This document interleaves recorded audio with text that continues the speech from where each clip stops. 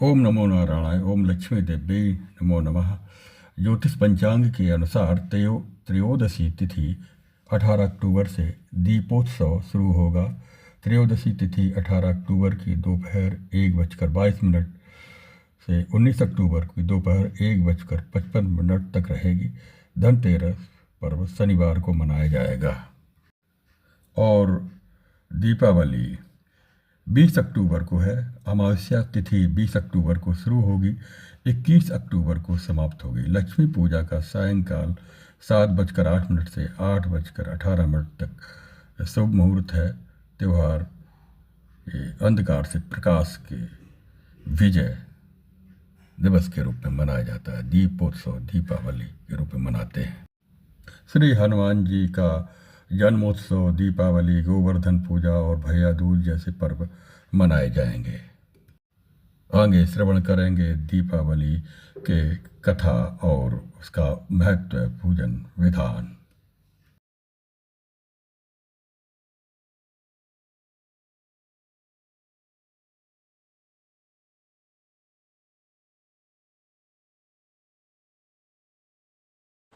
दीपावली के अवसर पर ओम लक्ष्मी नारायणाभ्याम नमः। दीपावली शब्द का संस्कृत के दो शब्दों से मिलकर बना है, दीप और आवली।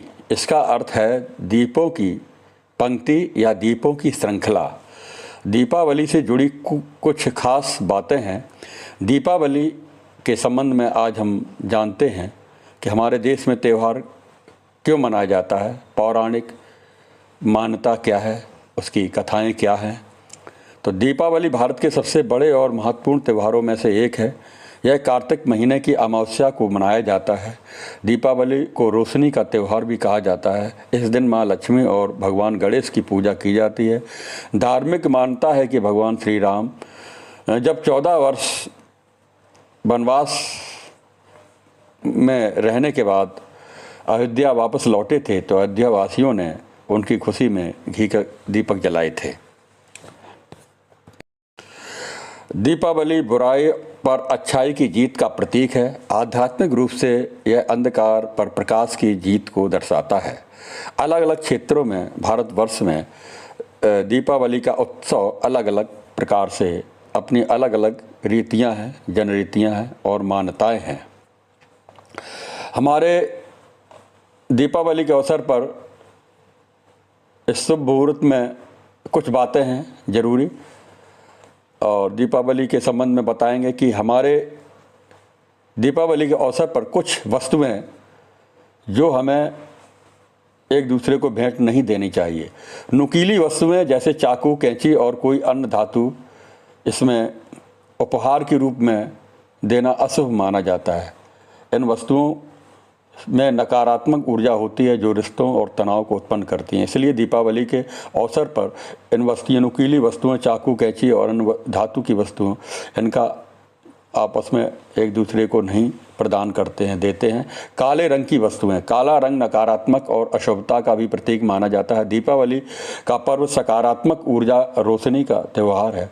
काले रंग की वस्तुएं भी उपहार में नहीं देना चाहिए, न लेना चाहिए। इसके बजाय लाल, पीला, सुनहरा रंग समृद्धि का प्रतीक माना जाता है। उपहार के रूप में ये शुभ मानी गई हैं।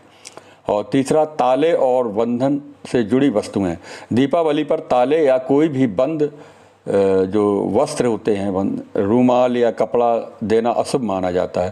ताला घर की समृद्धि और सौभाग्य को अवरुद्ध करता है। इसे उपहार में देने से रिश्तों में कड़वाहट आती है। यानी ताले और बंधन से जुड़ी वस्तुएं नहीं देना चाहिए।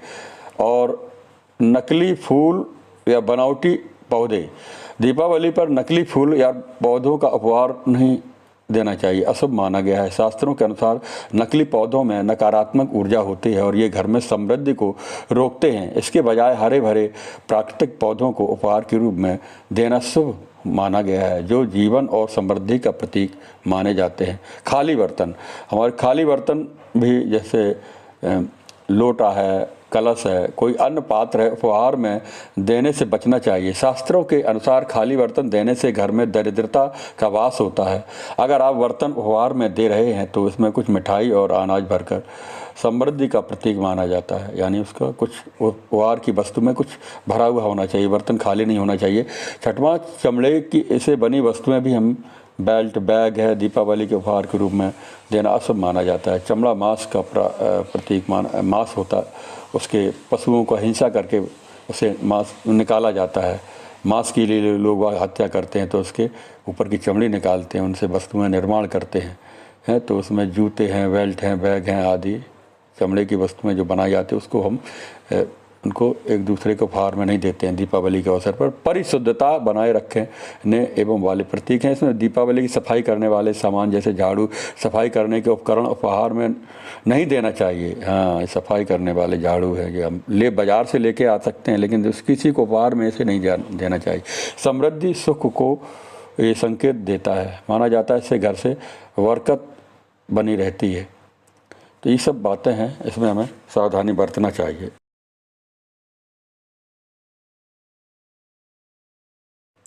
भारतवर्ष में दीपावली का त्यौहार क्यों मनाया जाता है? पौराणिक कथाओं के अनुसार दीपावली का त्यौहार मनाने के पीछे एक और सबसे बड़ी कहानी है। कहा जाता है कि इसी दिन प्रभु श्री कृष्ण ने नरकासुर राक्षस का वध किया था। नरकासुर उस समय प्रज्ञा ज्योतिषपुर का राजा था। इतना क्रूर था कि उसने देव माता अदिति जो देवताओं की माता है, इंद्र की माता है, उनकी बालियां तक छीन ली थी। देव माता अदिति श्री कृष्ण की पत्नी सत्यभामा की संबंधी थी। श्री कृष्ण की मदद से सत्यभामा ने नरकासुर का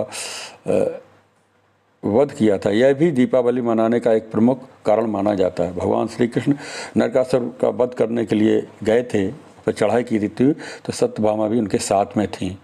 उनकी सहायता से उनका वध किया गया। और इसमें नरकासुर ने जो बहुत से राजाओं की कन्याओं को बंदी बना लिया था, कई हजारों कन्याओं को, 16,000 बताया जाता है, तो उनको बंदी बना लिया था, कैद में राजाओं को बंदी बना लिया था। और इस अत्याचार को भगवान श्री कृष्ण ने नरकासुर का वध करके समाप्त किया था।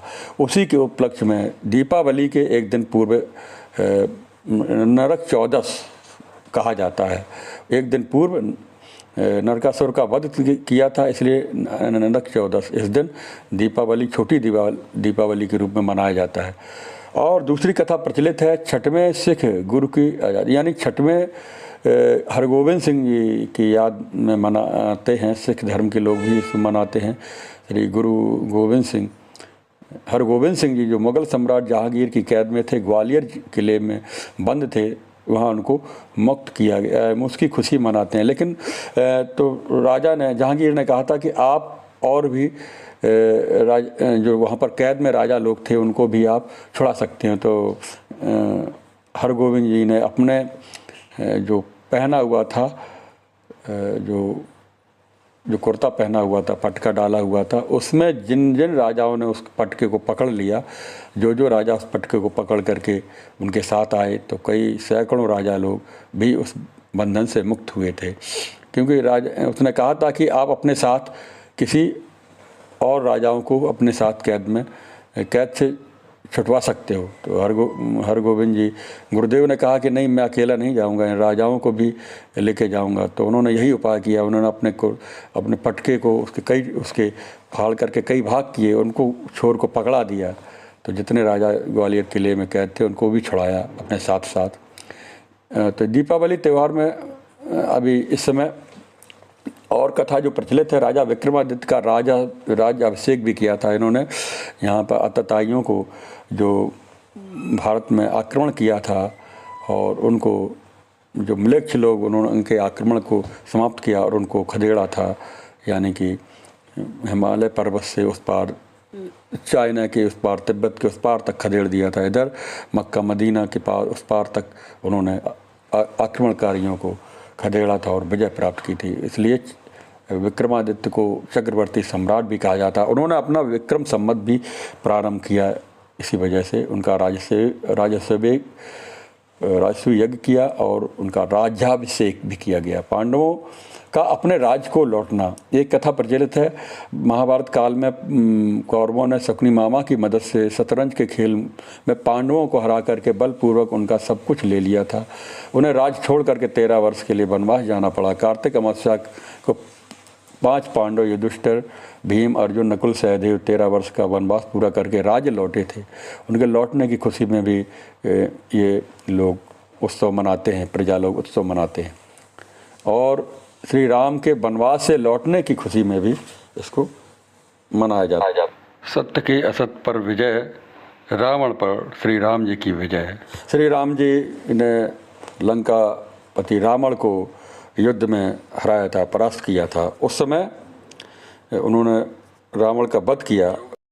श्री राम जी जो रावण का वध करके लंका पर विजय प्राप्त करने के बाद विभीषण को राज्य दे करके जब अपने अयोध्या को लौटे थे, तो वहाँ पर अयोध्या वासियों ने प्रभु राम जी का उनका स्वागत किया था। दीपोत्सव करके उनका स्वागत किया गया और बड़े धूमधाम से अयोध्या वासियों ने, यानी पूरे भारतवर्ष में इस त्यौहार को तब से मनाया जाता है। यही हमारे पौराणिक और धार्मिक श्री रामचरितमानस, वाल्मीकि रामायण आदि ग्रंथों में इसका वर्णन मिलता है। पौराणिक ग्रंथों में भी पौराणिक जो कथाएं हैं प्रचलित हैं, उसमें प्राचीन काल से ही दीपोत्सव का त्यौहार मनाया जाता रहा है। और आज हम सभी लोग, सनातन धर्म के लोग, हिंदू धर्म के लोग, इस त्यौहार में श्री लक्ष्मी गणेश जी का भी पूजन करते हैं, कुबेर जी का भी पूजन करते हैं। पूजन विधान हम इसमें शुभ मुहूर्त में जो मुहूर्त हर वर्ष में दीपावली को जो मुहूर्त दिया जाता है, उसमें लक्ष्मी जी, श्री गणेश जी और कुबेर जी का पूजन प्रमुखता से किया जाता है। इसमें सर्वप्रथम कलश स्थापित करते हैं, श्री गणेश जी का पूजन करते हैं, माँ लक्ष्मी का भी पूजन करते हैं और इस प्रकार से हम धन संपत्ति से युक्त होते हैं, विघ्न बाधाएं दूर होती हैं। और इसमें साधक लोग, क्योंकि ये महारात्रि है और इस रात्रि में बहुत शुभ मुहूर्त माना गया है, इसमें तंत्र मंत्र योग संबंधी अनुष्ठान, जप, यज्ञ भी किया जाता है। अनंत गुना फल यहाँ पर इस यज्ञ में भाग लेने से मिलता है। जप करने से मंत्र की सिद्धियाँ होती हैं। विभिन्न साधक लोग उन सिद्धियों को प्राप्त करने के लिए, मनोवांछित फल प्राप्त करने के लिए साधना करते हैं, जप करते हैं, हवन करते हैं, अनुष्ठान करते हैं और सिद्धियाँ प्राप्त करते हैं। इस त्यौहार पर ईश्वर की आराधना करके, 9 ग्रहों का हवन करके, योग के द्वारा ध्यान करके गुरु की कृपा प्राप्त होती है। इस प्रकार से दीपोत्सव, दीपावली का त्यौहार मनाते हैं। दीपावली के दिन तंत्र मंत्र योग और परमात्मा से जुड़ने का प्रयास करते हैं। तंत्र साधनाएं करते हैं, मंत्र साधनाएं करते हैं और मंत्रों को सिद्ध करते हैं। ये एक सिद्ध मुहूर्त है, इसका अवश्य लाभ उठावें। एक दिन की साधना, रात्रि काल की साधना, निशा की साधना कई वर्षों की साधना के बराबर फल देता है। रात्रि जागरण से प्रभु स्मरण, चिंतन और मंत्र जप अवश्य करना चाहिए।